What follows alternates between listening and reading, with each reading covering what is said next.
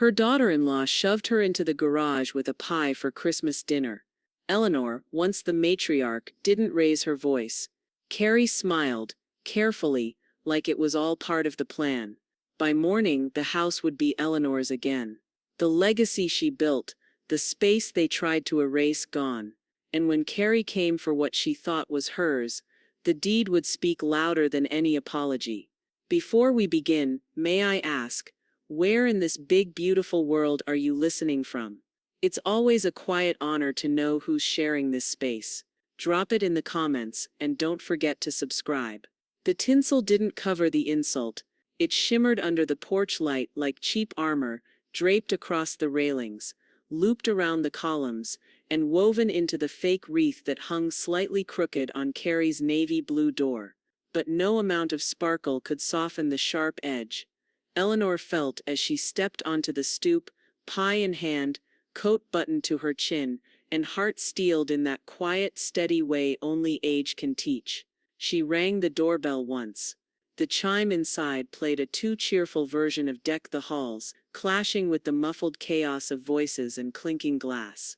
Carrie opened the door with a breathless, tight smile that didn't touch her eyes. "Oh hey Mom, just can you give me 1 sec? I'm trying to find the rosemary for the lamb skewers. You brought pie? Great. Just set it down somewhere." She was already turning before Eleanor could answer. The warmth of the house hit Eleanor like a wave. Roasted meat, cinnamon, and that distinct over-sanitized lemon of store-bought hand soap. The foyer was cluttered with designer coats and handbags. Holiday music played faintly under the noise of small talk and forced laughter. Someone laughed too loud from the dining room. Eleanor hovered, pie still in hand, unsure where to place it. A tray of artisan cookies occupied the buffet. 3 different wine bottles uncorked themselves on the granite island. No one looked up to greet her. Even Derek, her son, waved absently from across the room before turning back to a man she didn't recognize. She cleared her throat gently, approaching Carrie again. "Do you want me to set the pie on the side table maybe?" Carrie blinked like she'd forgotten Eleanor was still there. "Oh, no room in the dining room. We've got so many this year. You're out in the garage, folding table by the heater. I thought it'd be quieter out there anyway." Eleanor didn't move at first. She just nodded once. Then she walked slowly back toward the kitchen door, the one that led to the attached garage, careful not to let the pie tilt. The door creaked open to a blast of cold air. The space heater hummed aggressively in the corner, pushing out a dry warmth that didn't reach the edges of the concrete floor. A folding table had been set up near the water heater, flanked by 2 mismatched metal chairs. One had a cushion with a wine stain. The other wobbled when she touched it. There was no plate set out, no napkin, no music. Just a half-hearted string of lights dangling from a hook above the breaker box. They flickered like they were apologizing for being there. Eleanor set the pie down. She unbuttoned her coat but didn't take it off. Her fingers felt numb. Not from cold, just from something deeper. Older. She heard the voices from the main house rise. Laughter, clinking glasses. Carrie's performative gratitude ringing from the dining room like a bell. "To family," someone toasted. Eleanor sat down in the metal chair and served herself a small slice of her own pie. The crust flaked perfectly. She still had that touch. The cinnamon and nutmeg were balanced, even warm despite the chill in the air. The garage smelled like oil and cardboard, and faintly of old Christmases, buried under the clutter of forgotten storage. Eleanor chewed slowly, listening through the walls to a celebration she had not been invited to. Not really. From the dining room the laughter dropped to a hush, then swelled again. A young voice, Madeline's, floated through with a curious innocence that cut sharper than intention ever could. "Why does Grandma always act weird around the holidays?" Eleanor set her fork down with precision. She folded her napkin slowly, even though it hadn't touched her lap. Her eyes didn't blink for a moment too long. Then, with calm purpose, she reached down and pulled her purse onto her lap. She unzipped it gently, almost reverently, and withdrew a crisp manila folder.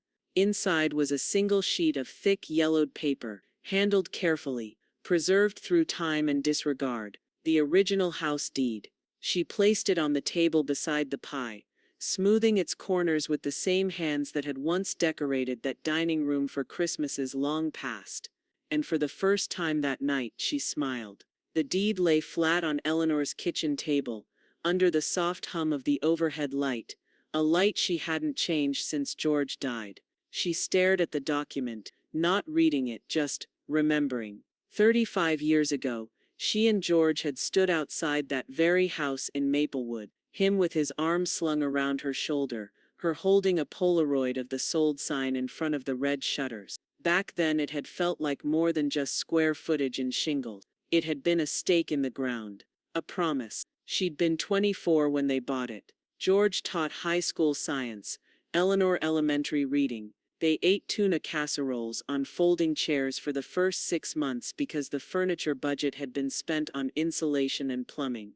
But the house was theirs, every inch of it, every nail, every bill paid on time. By the year Madeline was born, it was fully paid off. And then George died, quietly, in the same house, in the same bed they'd shared for 3 decades. That's when the shift began. Subtle at first. Don't worry about the gutters, Mom. We'll get them, from Derek. Why don't I just handle the mail for now? From Carrie. It had felt like help until it didn't. Carrie moved in first. Just temporarily, she'd said, after a messy divorce. She brought Madeline boxes of throw pillows, a label maker, and a taste for neutral tones. Then came Derek, claiming weekends at first to help with the remodel, which mostly meant installing recessed lighting and suggesting Eleanor try staying somewhere quieter for a bit. It never happened all at once, but one day Eleanor had found herself using the side entrance, announcing her presence in her own home with a knock. They'd taken over bedrooms, rearranged the furniture, replaced the blue and white china with sleek glassware. One day, Carrie had painted over the sunroom's yellow walls, Eleanor's favorite, without asking. It's just too loud, she'd said. Madeline prefers calm colors. And still, Eleanor said nothing. Not when they changed the Wi-Fi password. Not when the family portraits were replaced with Instagram-ready black and white prints of nothing. Not even when Carrie had joked at a 4th of July barbecue, in front of neighbors, "You're lucky we keep you involved, Mom. Most people your age are in condos or care homes." But the garage, that metal chair next to the space heater on Christmas, that was the end of it. Eleanor folded the deed back into the folder and slid it into her tote bag. The paper felt heavier than it should have, like truth sometimes does. The house was still hers, legally, unequivocally. Eleanor Voss, sole owner. She had never signed over title, only temporary usage rights, documented in a soft agreement drafted back when George was alive. At the time, she hadn't imagined needing more. At the time, she hadn't imagined being erased. She walked across the kitchen, her footsteps muffled by the old plaid runner that Carrie kept threatening to replace. She poured herself a small glass of orange juice, the way she did every night. Same tumbler, same fridge hum, same silence. The house groaned faintly, as if remembering what it used to be. Then she reached for the phone. Riemann Associates, came the crisp voice on the other end. "Janice, it's Ellie." A pause, then warmth. "Ellie, Merry Christmas." Or, sort of. Eleanor's smile was dry. "Let's call it festive adjacent." They both laughed, briefly. "Can I ask you something?" Eleanor asked, her tone shifting. "Purely hypothetically. I'm all ears. What's the current value of a 4-bedroom in this neighborhood? Colonial refinished kitchen, new HVAC, hypothetically." A beat. Then Janice's tone turned careful.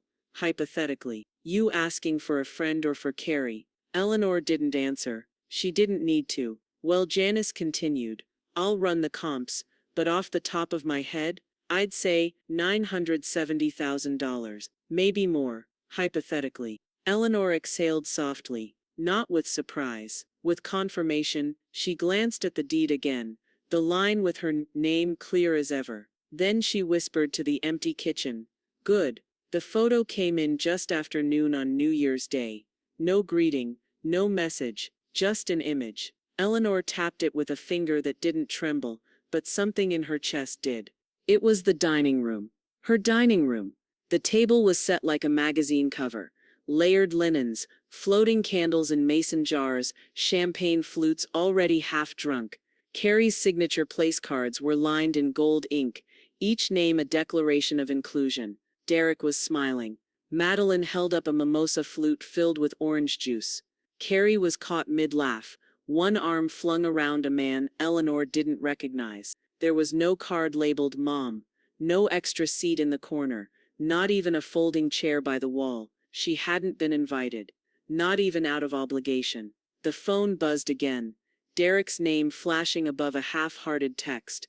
Thought you'd want to see. Carrie really outdid herself. Eleanor stared at the screen, then calmly placed it face down on the kitchen counter. Her eggs were still hot in the pan. She turned off the burner, plated them quietly, and ate with slow, deliberate bites, the yolk just runny enough to remind her of Sunday mornings, when George used to hum while whisking hollandaise. By 2 o'clock, she was parked outside a brick building off Valley Street.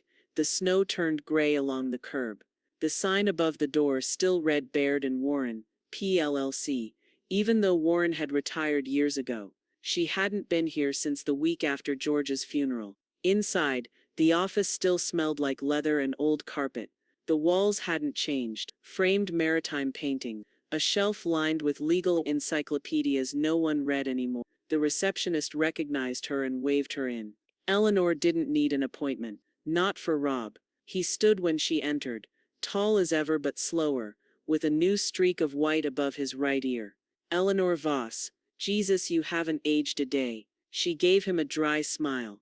Don't lie to a widow, Rob. We're dangerous. He chuckled and gestured to the worn leather chair across from his desk. Still sharper than most of my clients. What brings you in? Eleanor set the manila folder down like it held state secrets. I need you to look at this. Closely. Rob opened it, adjusting his glasses as he scanned the first page. It took him all of 10 seconds before his mouth twitched at the corners. Well damn, that's the original title. Pre-1995, before the municipality. Fully paid off in 2003, Eleanor added. No lien, no refinance, and I never transferred ownership. Just usage rights. Informal. Rob leaned back. They think it's theirs. They act like it. Carrie has people calling it her home. Derek helped rip out walls. But neither of them has a legal leg under the roof. Rob tapped the paper twice, then looked up. We can terminate usage today. 30-day notice backed by documentation. You'll need photos, statements, evidence of occupancy without legal standing. If you're really ready, we can do this. Eleanor reached for her purse and pulled out a small notepad. Make a list. Rob raised a brow. You're sure? She nodded once. Let's begin, but quietly. No lawyers at the door. No screaming, no spectacle. Rob grinned. Then we'll handle it my way. Strategic, civil, ruthless only where necessary. Ruthless where deserved, Eleanor corrected. They got to work. By the time Eleanor stepped back into the winter air, the wind had picked up. It bit at her cheeks, but she didn't flinch. She walked back to her car, started the engine, and watched the heater groan to life. The inside of the windshield began to thaw in streaks. Her phone buzzed again. Carrie, hey, can you swing by and clean up the tree? It's kind of your thing. Eleanor stared at the text, then let her thumb hover over the reply icon. She didn't type anything. She just smiled. Eleanor didn't respond to Carrie's text. Not with a word. Not with a period. Not even with a read receipt. She simply set her phone screen down on the kitchen counter, next to the fresh stack of color photographs and the folder that Rob had labeled, in clean legal print, Voss v. Boss, documentation of unauthorized use. The Christmas tree remained standing in the living room of her own home, a place she hadn't lived in full since the year George died. Artificial pine, 12 feet tall, covered in pre-lit LEDs, and a curated palette of gold and ivory ornaments. It wasn't the tree Eleanor had once used. Hers had been real. Crooked, pine needles everywhere. It had smelled like the forest and faintly like childhood. This one smelled like plastic and lavender-scented plug-ins, Carrie's favorite. She didn't drive over to take it down. She didn't ask if Carrie had recycled the gift boxes Eleanor had wrapped by hand last year. Instead, she walked up to her attic, alone, and pulled open the cedar chest where she'd stored her wedding china. The good set. It had been a gift from George's aunt, kept sealed in linen and tissue for over 30 years. 5 of the plates were missing, 2 of the cups chipped. In their place she found an empty box from Pottery Barn, with Carrie's handwriting on the side. Formal dining rotation. Mom's stuff. Eleanor took photos. Not just of the china, but of everything. The monogrammed hand towels she hadn't seen in years, the carved oak bench from her bedroom now sitting in Carrie's guest bath, her father's old record shelved under the new Sonos speakers. Every item told a story of quiet displacement, of a woman slowly erased from her own home, one favor at a time. By nightfall, Rob had received 39 images and a written inventory. He texted back in less than an hour. Perfect. It paints a clear picture. Possession without consent. Time to file. The next morning, Eleanor met Janice in the back office of Ribbon Associates. Janice wore a red scarf, her lipstick perfect, her reading glasses perched on the edge of her nose. She tapped her pen on a manila folder thick with comps. This neighborhood's gone up 27% in the last decade, she said, flipping a page. And they've been parading it like they own it. That's going to matter, optics-wise. Perception doesn't equal paperwork, Eleanor murmured, her tone even. Janice glanced at her. And that's exactly why they're going to lose. She slid a glossy sheet across the desk. Property evaluation, 14 Woodbine Lane. Single legal owner E. Voss. Adult children currently occupying under misrepresented status. Do you want me to start soft feelers? Hypothetically. Eleanor shook her head. Not yet. This isn't about selling. This is about setting the record straight. Later that afternoon, just as the sky turned that brittle winter blue, Eleanor stood at her kitchen counter folding laundry. Not hers. Not anymore. A stack of Derek's clothes, dropped off by Carrie without a word beyond. You can do this for him, right? Each shirt she folded felt like a memory rewritten. She moved mechanically, silently, her body calm, her thoughts sharp. She pressed the last pair of socks together, set the stack down neatly, then walked to the window overlooking the driveway. Carrie hadn't looked at her when she dropped off the laundry. She hadn't even parked all the way, just pulled up to the curb, popped the trunk and honked. Eleanor hadn't flinched. By the end of the day, Rob had filed the official documents with the Municipal Records Office, formal termination of usage, occupancy rights revoked, 30 days to vacate. He left her a voicemail, warm and firm, clock starts now. The house was legally hers again, and this time no one could pretend otherwise. That night, as Eleanor rinsed her teacup and looked out over the still snowy lawn, the phone rang. Not a text this time. It was Derek. There was a long pause after she answered. Then his voice, low, uncertain. Did you do something with the house? I just got a notice. Eleanor said nothing at first. She let the silence stretch. Not cruel, just clear. She dried her hands, placed the cup down and replied evenly. Read it. Then call me back. The envelopes went out at 9:07 a.m. on a Tuesday. Certified. Signed for. Stamped with the kind of finality that doesn't get walked back. Rob had been precise. Language is everything, he said as he handed Eleanor her copies. We're not asking them to leave. We're telling them. The letterhead bore weight. So did the phrasing notice of immediate termination of informal usage rights, effective in 30 days. No sentiment, no wiggle room, just black ink and the law behind it. By 10:32 a.m., Carrie was screaming. Eleanor's phone lit up mid-lunch. The call ID blared Carrie, Mooble in all caps, as if volume could still command obedience. Eleanor let it ring twice before answering. Slow, deliberate, calm. You've lost your damn mind. Carrie spat, voice already cracking from the force of it. You can't just evict your own children. This is our home. Eleanor set her fork down. She hadn't even touched the salad yet. Did you read the letter, or just the headline? Carrie was panting. You're senile. You've been manipulated.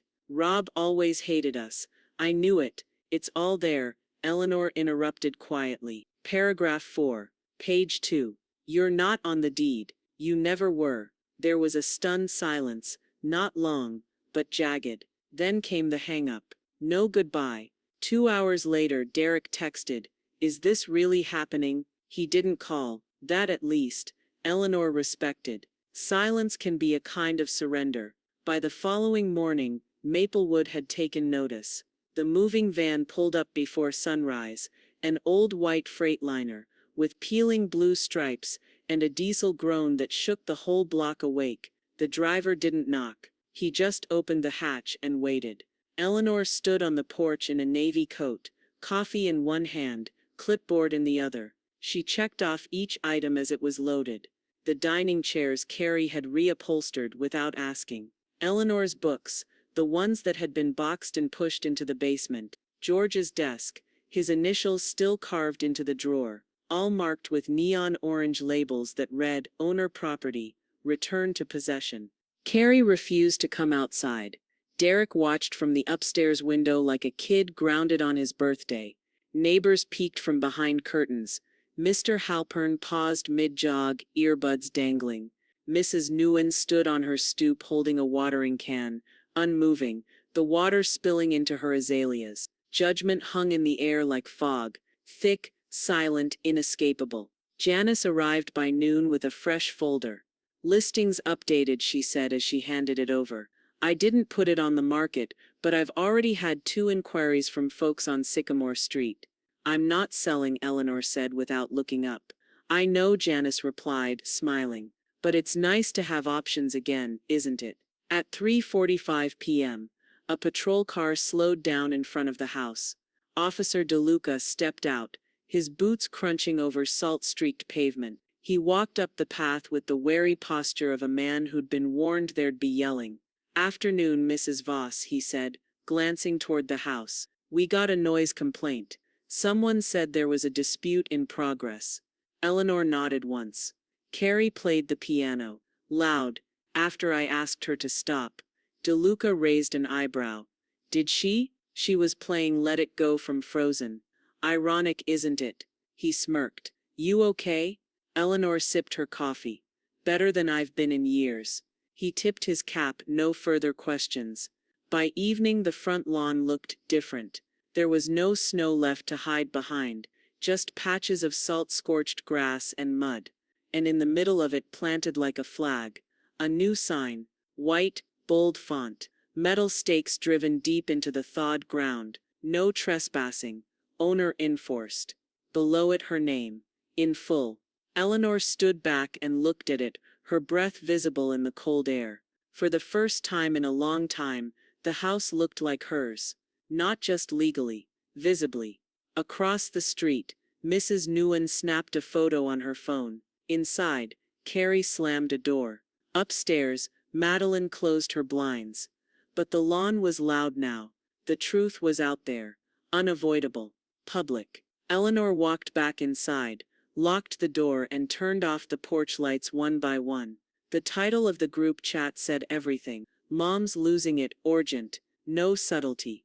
No filter. Just bold font panic dressed up as concern. Eleanor wasn't in the thread. She found out when Janice forwarded her a screenshot, one of her employees having been mistakenly added by Carrie. The messages came rapid fire, time-stamped minutes apart. Caps lock, exclamation points, passive-aggressive prayers for guidance. It was the digital version of a smear campaign conducted behind stained glass. "Carrie, she's not well. I'm serious." "Derek, she's lucid care. Just cold." "Carrie, she's being influenced. Rob always hated us." "Carrie again. She's acting like she didn't raise us in that house." "Carrie, should we call someone? Like medical? Like legally?" Eleanor read the thread once, then deleted the image from her phone. She didn't need it saved. The message was already etched in her chest, not as a wound, but as confirmation. They hadn't just ignored her. They'd erased her, then gaslit her for noticing. That afternoon, Derek showed up, not with fury, with confusion. His shoulders slumped in his college hoodie, phone in hand, eyes reluctant to meet hers. "You're really kicking us out?" he asked, leaning against her screen door like he wasn't sure he had permission to knock. Eleanor met his gaze squarely. "Not over a chair." He rubbed the back of his neck. "Then what?" "Over a pattern," she said. "You can't host what you don't own."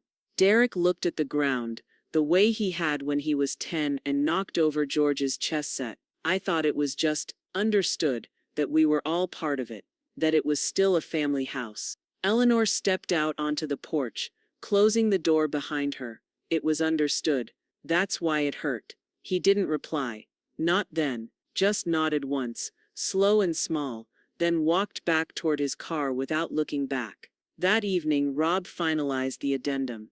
His voice over the phone was brisk but pleased. "If either party, meaning Carrie or Derek, attempts to delay the exit process, interfere with sale options, or misrepresent ownership to any third party," he read, "we invoke an accelerated ejection clause under municipal property use law. Fast-track eviction. It's rock solid." Eleanor said only 2 words. "File it." She hung up, then turned her attention to her inbox. There, waiting like a gift, was a draft from Janice, full-color open house flyers, not for circulation yet, but ready. At the top it read, "Stately colonial home, single documented owner, move-in ready." The photo showed her lawn sign in frame, the lawn they never saw coming. The next morning, Eleanor's phone buzzed with a different kind of message. It was from Madeline. No words, just a picture she had drawn.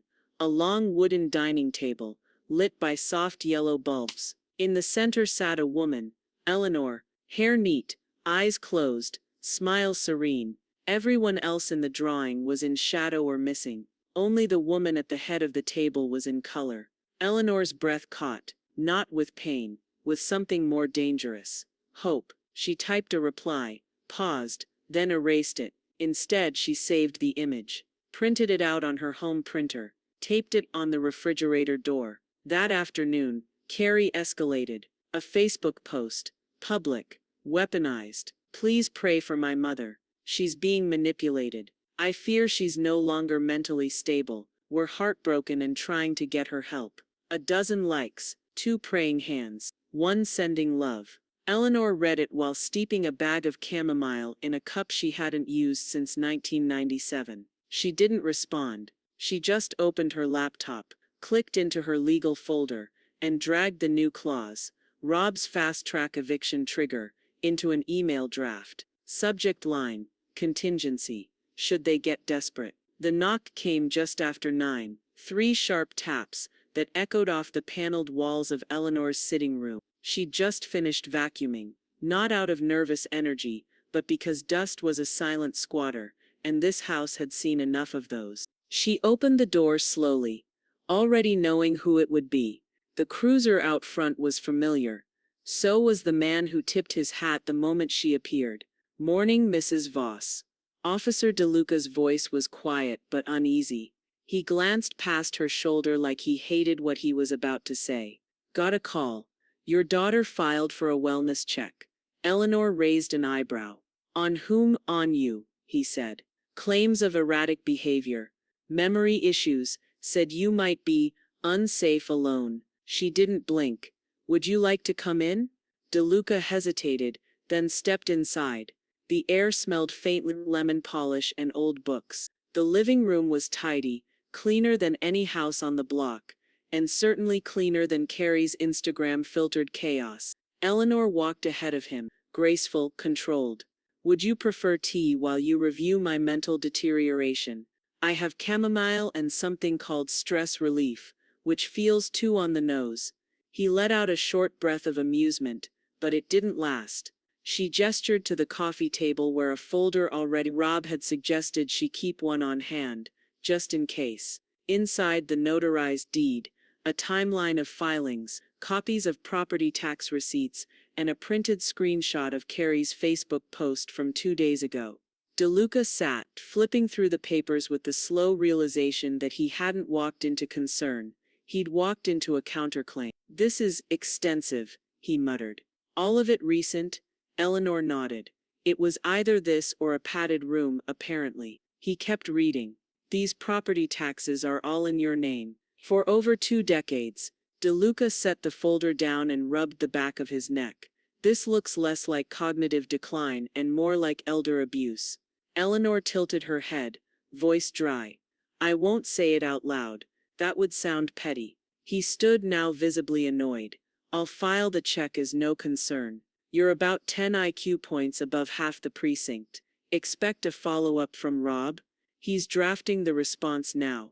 Harassment with intent to manipulate legal proceedings. Not a small claim. DeLuca turned toward the door, then paused. You okay, really? Eleanor nodded. Better than I was before the garage. He gave her a small nod of respect, the kind reserved for veterans and quiet revolutionaries, and stepped back out into the cold.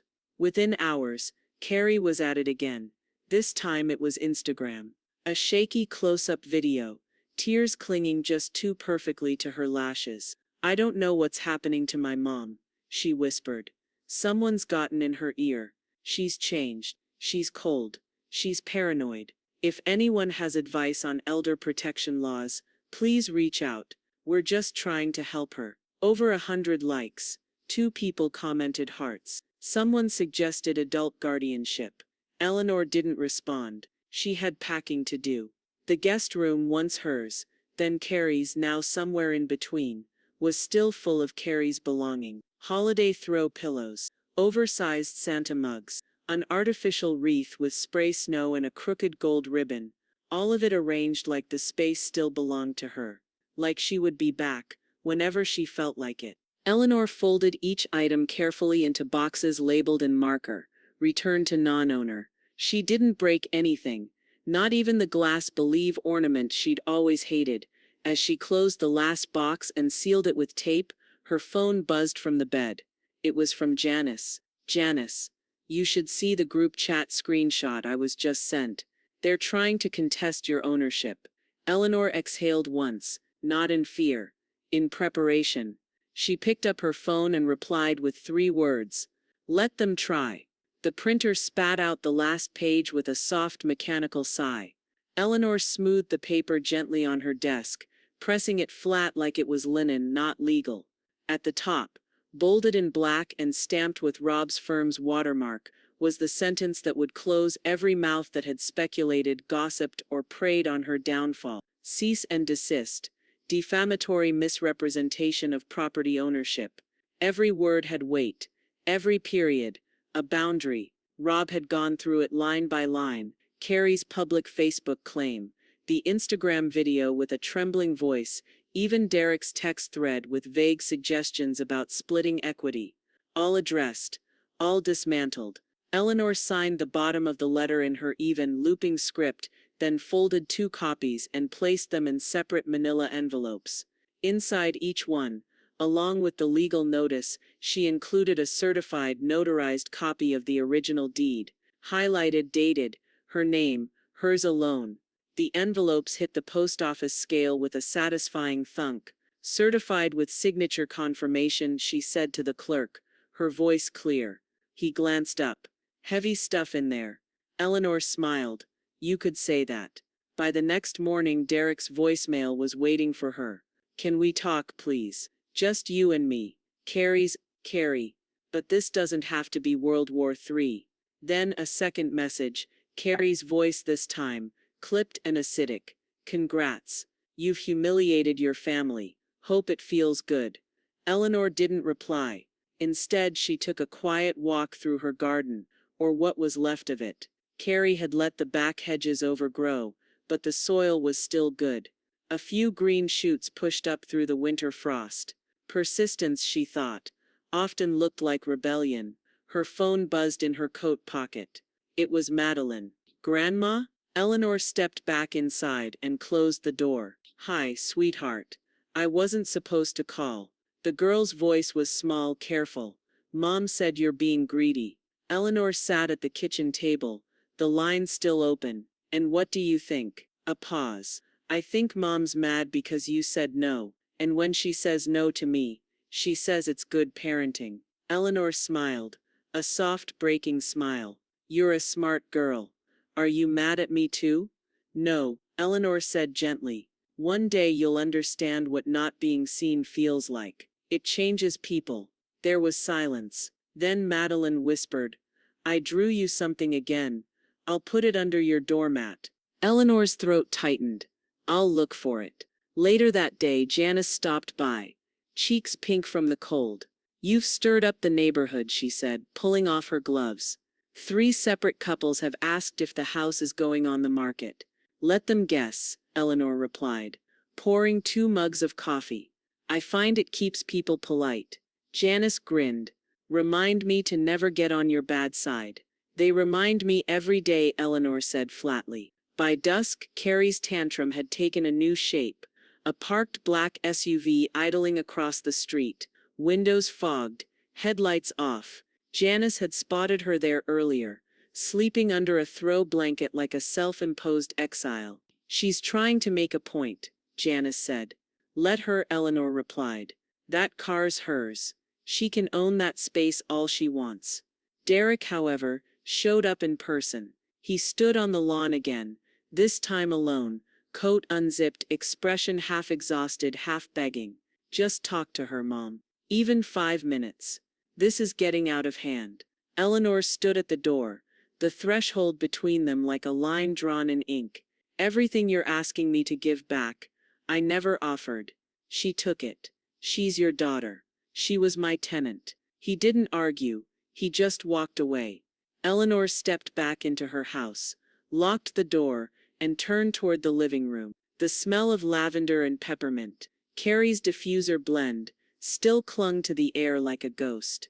And then she saw it. On the floor near the fireplace, her wedding photo, the silver frame split, the glass shattered across the rug.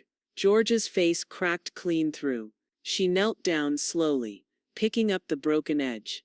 No note, no explanation, just silence, and shards. The glass crunching beneath Eleanor's heel wasn't new.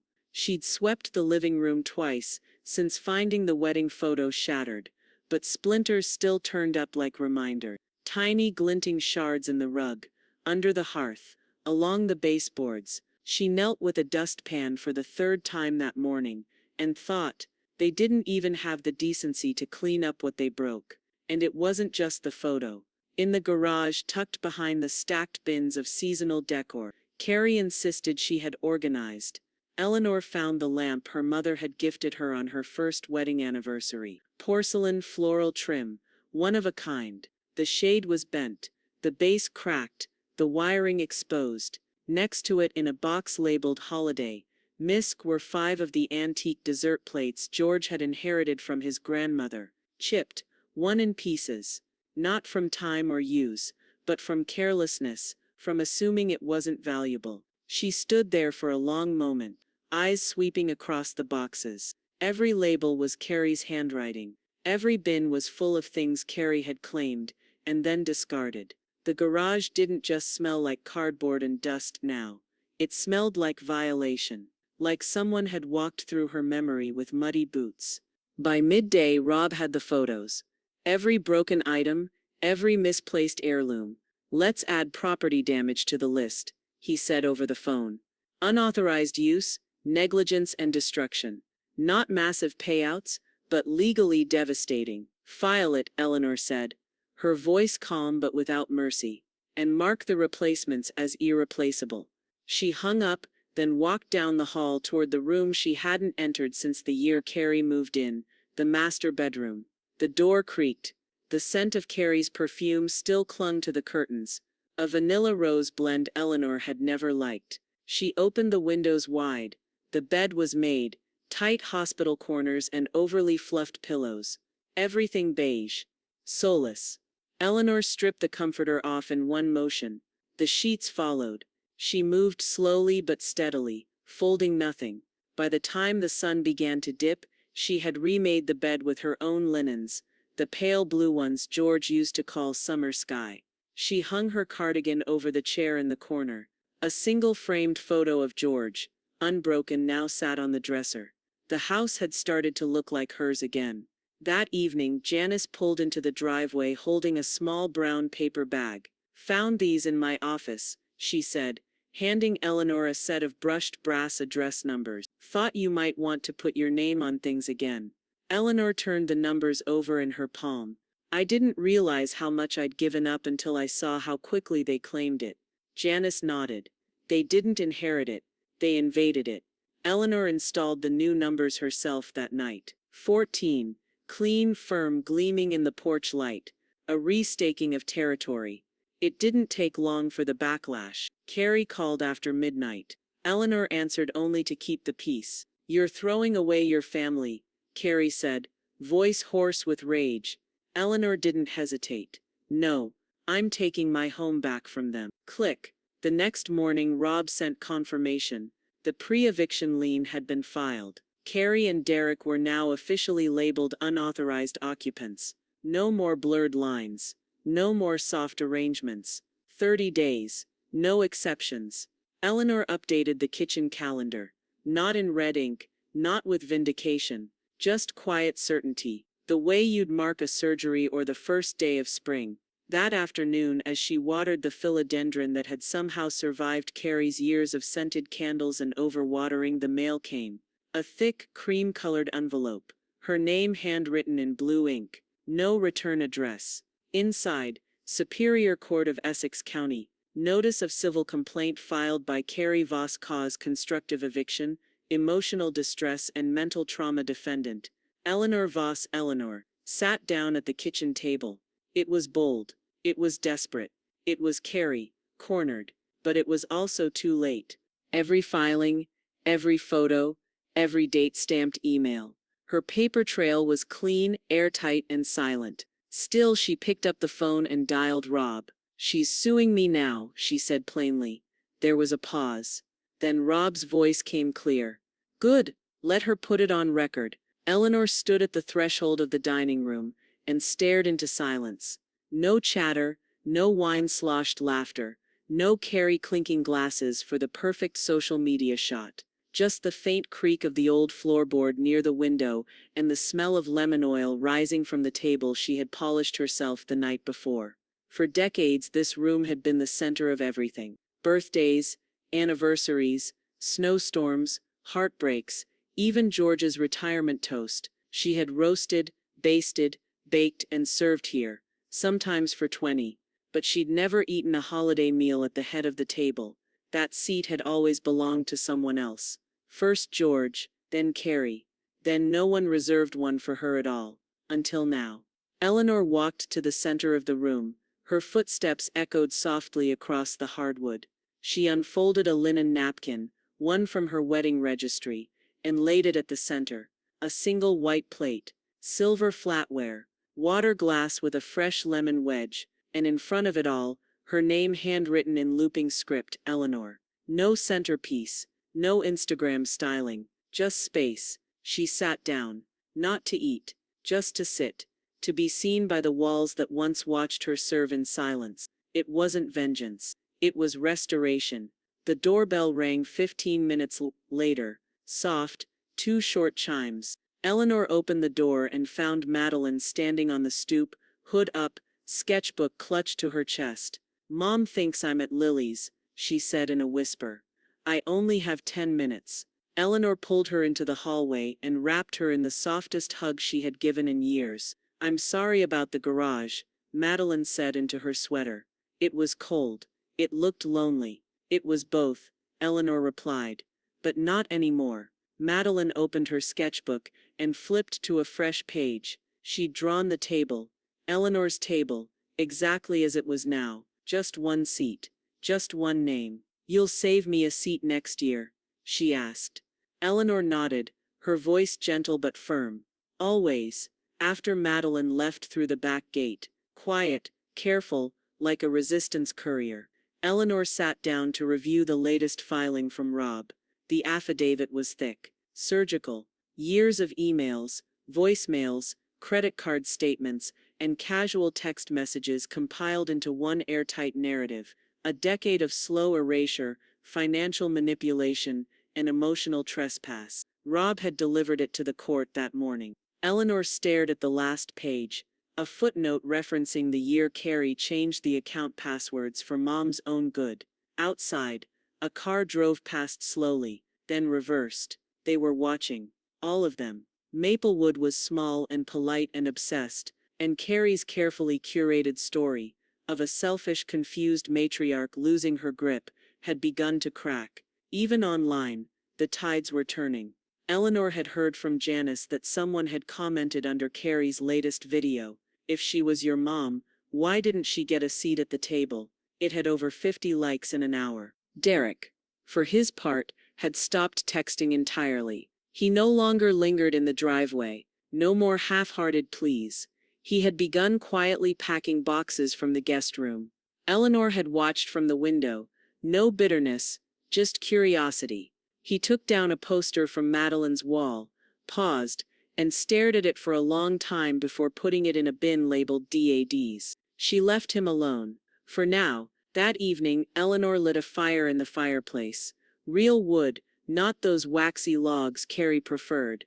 She poured herself a single glass of red wine, set it on the end table, and sat on the couch with her back straight and her heart open. The doorbell rang again.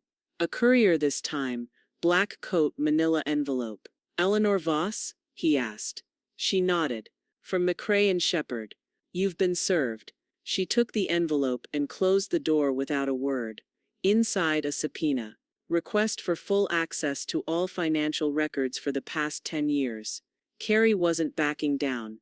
She was going for blood. But Eleanor wasn't worried. She had the records. She had the receipts. And now she had the table.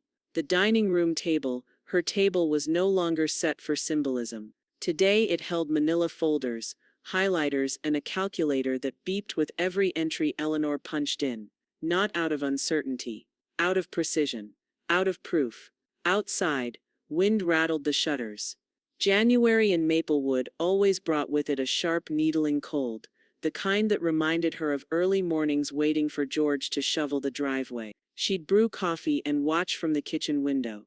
Back when the house was filled with soft warmth and not legal positioning. Eleanor lifted a yellowed invoice and held it up to the light. 2012, full roof replacement. Paid in full $11,850. Her name, her signature, her check, her roof. She placed it in the structural stack, then added, 2015, sewer line repair, 2017 driveway repaving, 2019, furnace replacement, annual HOA dues, paid every single year without exception, 47 total receipts. She scanned each one into PDFs and emailed them to Rob under the subject line, "Proof of ownership you asked." I delivered. Within the hour he responded ironclad. "They're going to hate how boring this is. It's unbeatable." The hearing was set for 10 a.m. sharp. Eleanor arrived at the Essex County Courthouse in a gray wool coat and navy leather gloves. Her file box rested firmly on the bench beside her. No briefcase, no assistant, just a paper trail and unshakable resolve. Carrie arrived late, sunglasses on, scarf dramatically looped, an air of righteous exhaustion wafting behind her like perfume. Derek trailed behind her, head down, shoulders hunched, eyes anywhere but forward. Janice was already inside, seated in the back row. She offered Eleanor a tight smile and a small nod as she patted the empty space beside her. Eleanor sat with her back straight, hands folded over her lap, as if the weight of 2 decades had settled into perfect alignment. The judge, Honorable Denise Maddox, flipped through the documents with furrowed brows. Occasionally she adjusted her reading glasses to recheck signatures or dates.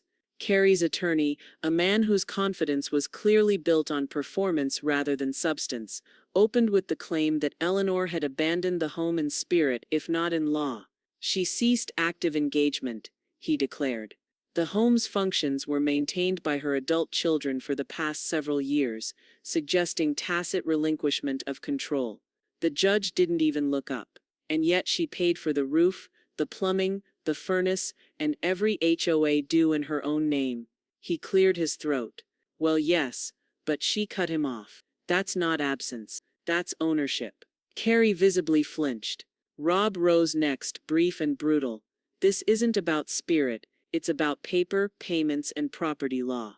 He clicked his laptop and the screen behind him filled with Eleanor's receipts, each time stamped, signed, and methodically organized. Carrie's rebuttal was shrill. You think writing checks makes you a mother?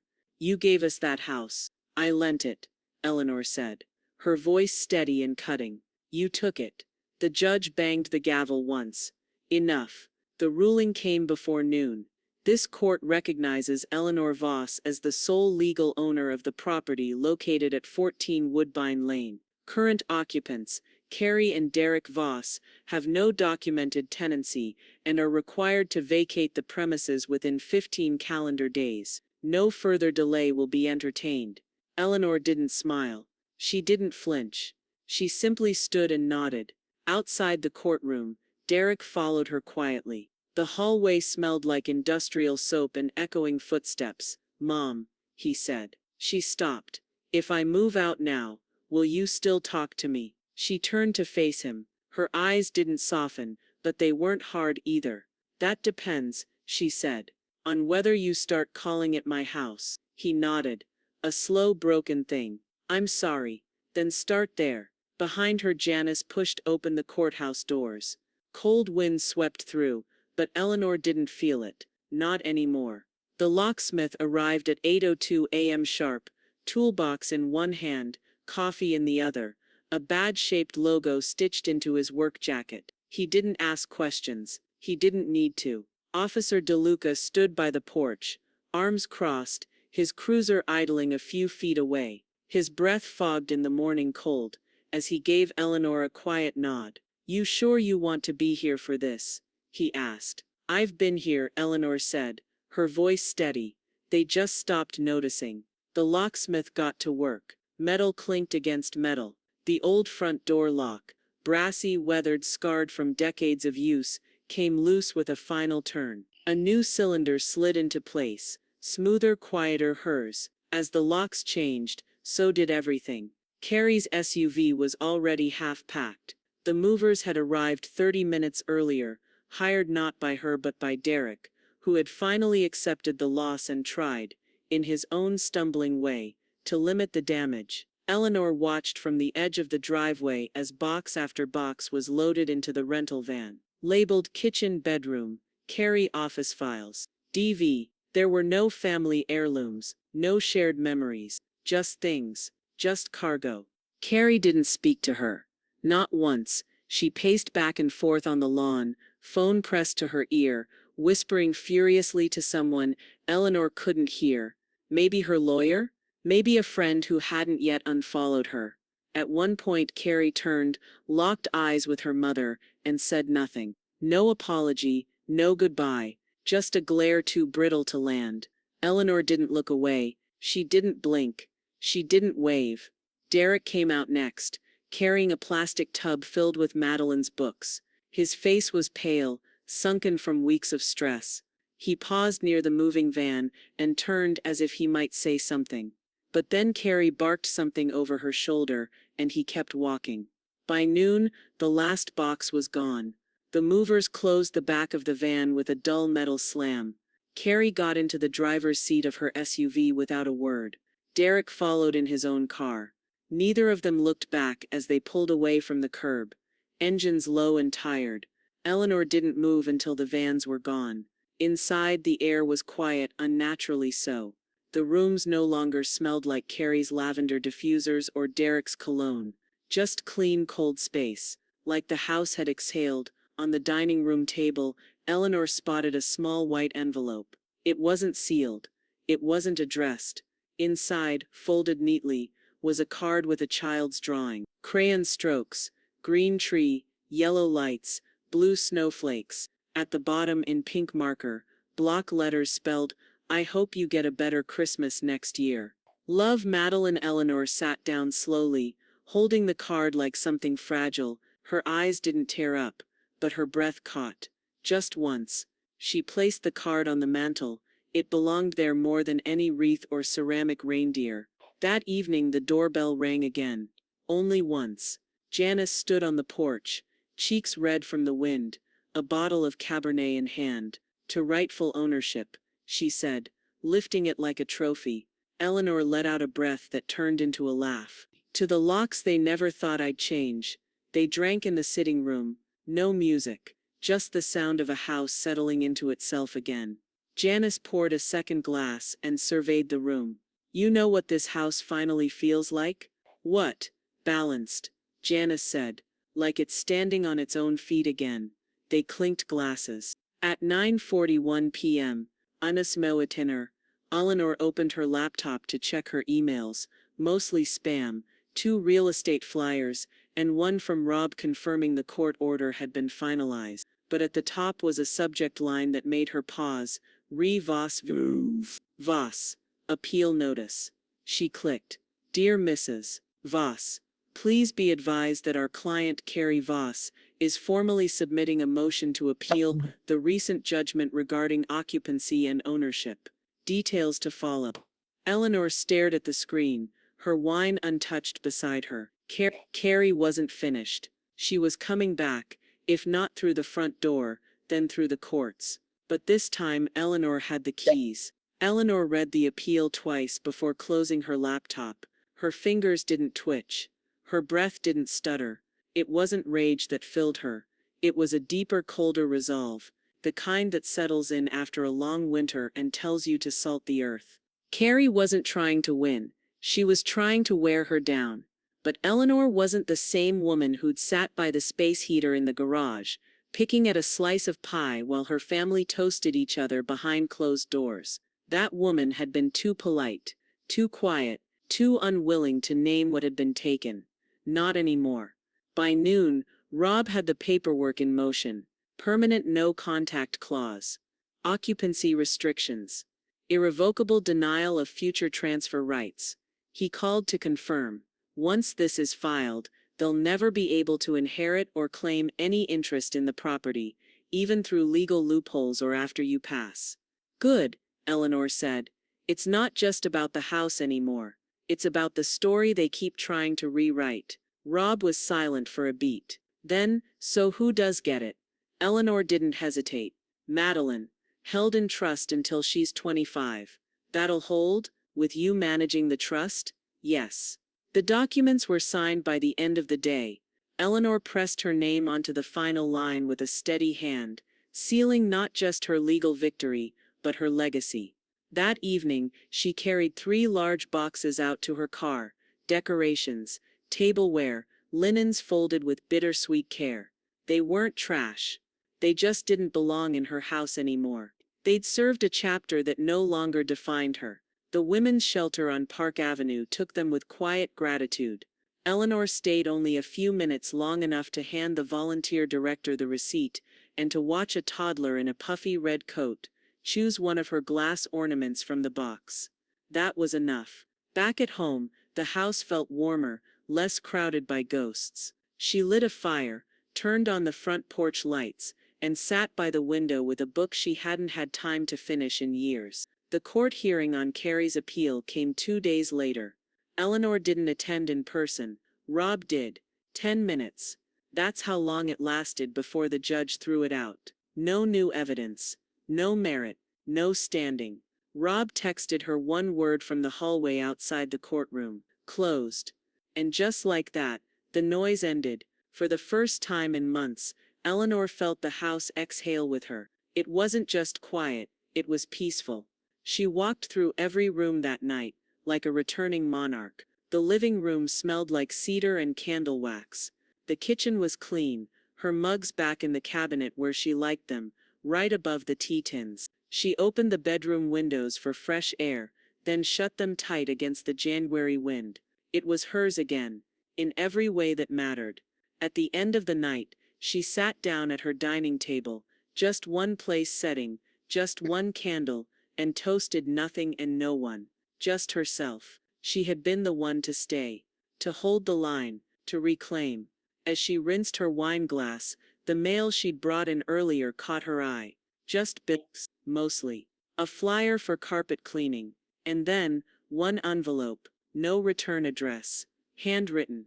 She opened it slowly, careful not to tear the corner. Inside was a card, white with silver snowflakes, childish and neat. Dear Grandma, I hope your Christmas was calm and bright. Mom says I shouldn't write, but I miss you. I remember how you let me decorate with real popcorn even if it made a mess. I still have the snow globe you gave me. I keep it by my bed. I hope you keep the card I made. Love, Madeline. P.S. This is our secret. Eleanor read it once, then again, then folded it and pressed it to her chest.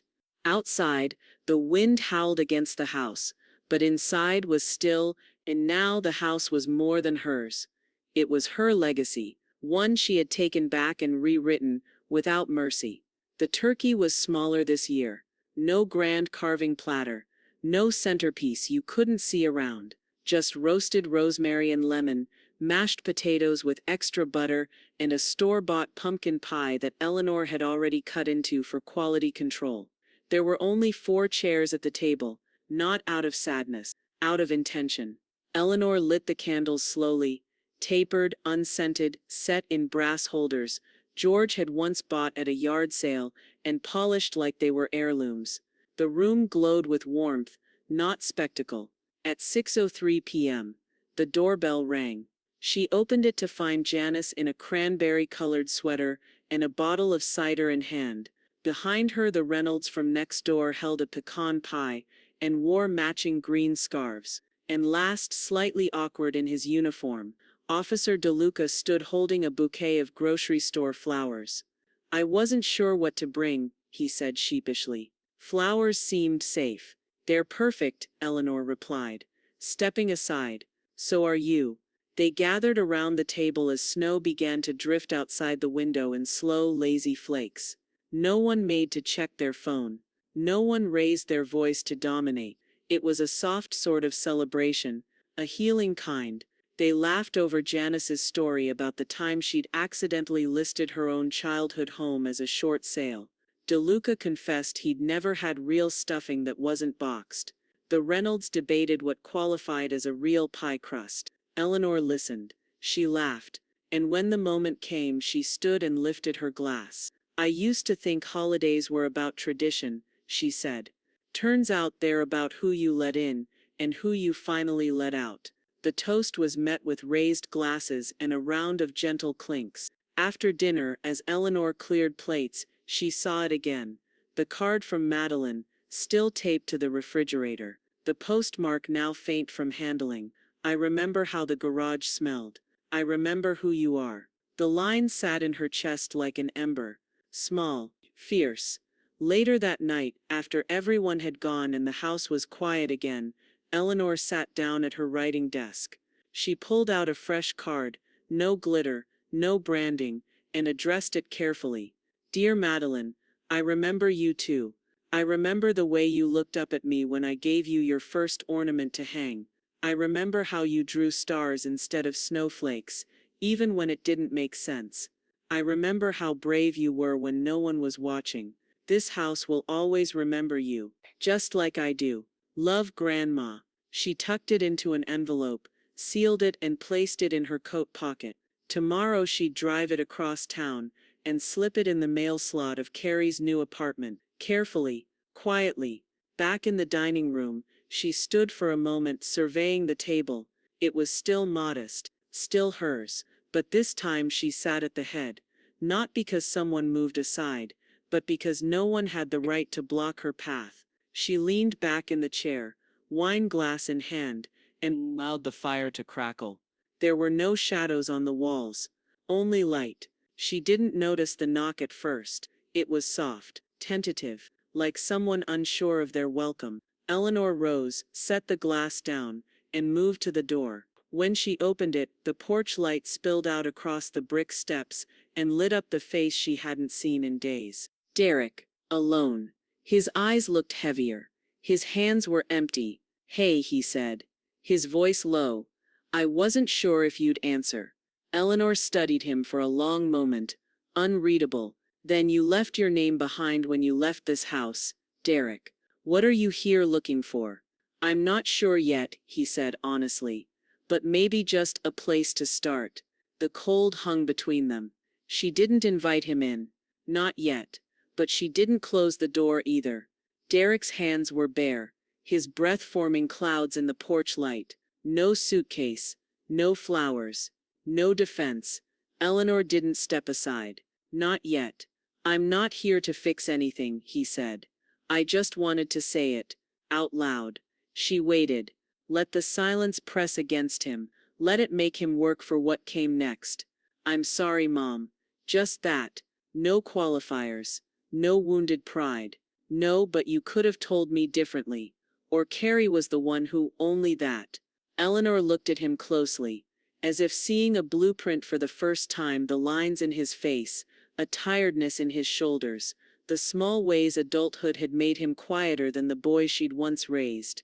And yet there was still that same look in his eyes, the one he used to have after breaking something, and waiting to see whether she'd scold or forgive. Some things, she said softly, don't get undone. He nodded.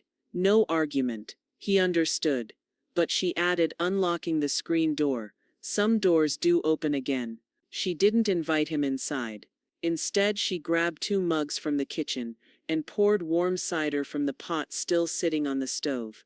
Then she brought both out onto the porch. Sit, she said, pointing to the bench. You're not owed the living room, but you can have the steps. He sat. No complaint. They sipped quietly under the soft hum of the porch light.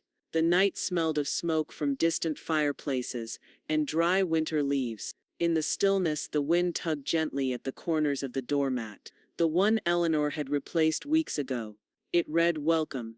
If you know why you're here." Derek stared out at the street. "Carrie's still spinning it. Says you've poisoned Madeline against her." Eleanor didn't flinch.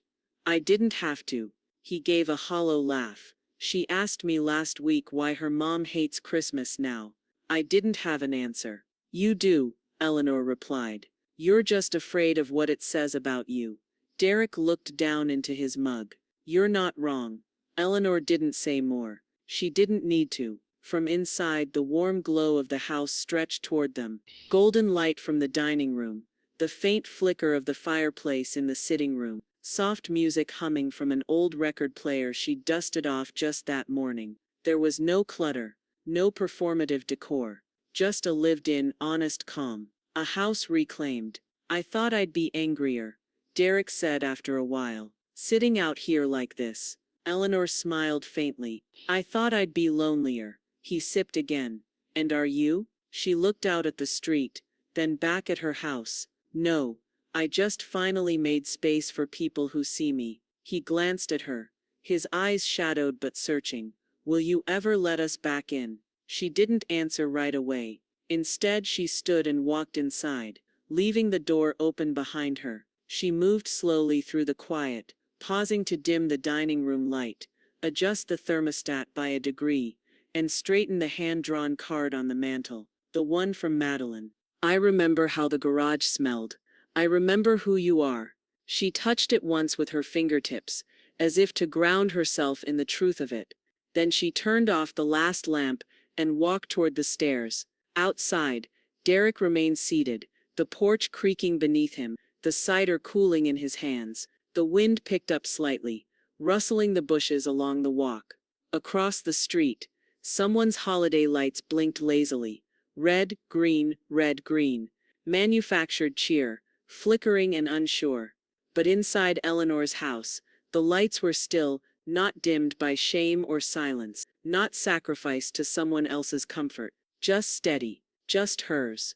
And as she reached the top of the stairs, and paused one last time to look over the space she'd fought for, she let the thought settle completely, fully. "They left me in the garage. I left them on the lawn, and walked into my house without looking back."